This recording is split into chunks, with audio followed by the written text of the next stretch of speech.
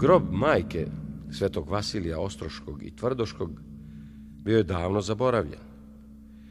Niko nije ni znao da se on nalazi pored crkve svetog Nikole, sve dok jednog prolećnog jutra 1937. godine Trifko Milutinović nije putem pored crkve i groblja krenuo u svoju njivu.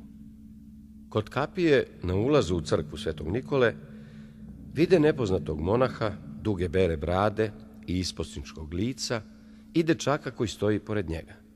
Trifko je nazvao Boga, a sveštenik je odgovorio: Bog ti pomogao, Trifko.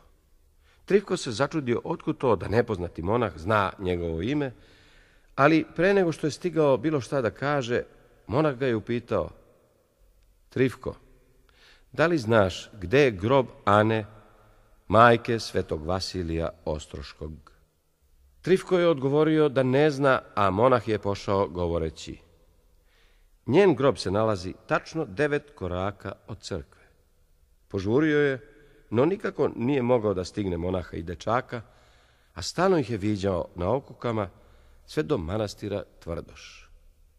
Tu su nestali.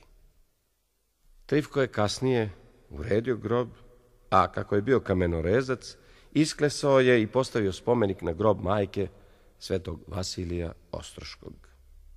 Episkop Zahumsko-hercegovački Atanasije Jeftić kaže: Ako Bog da uskoro da otkopamo njene kosti, koje su rodile ovakve svete kosti kao što je sveti Vasilije, sigurno je i ona svetiteljka, kao što je to majka svetoga Save, svetoga Jovana Zlatoustoga, svetoga Jovana Krstitelja i mnogih drugih velikih svetitelja, čije su majke najviše uticale da oni posvete Bogu sebe i Bog onda njih da posveti.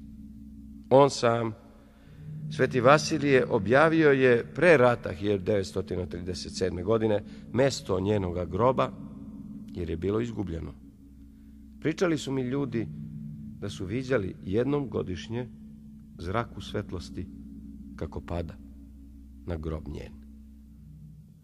I to je znak da je sveta majka.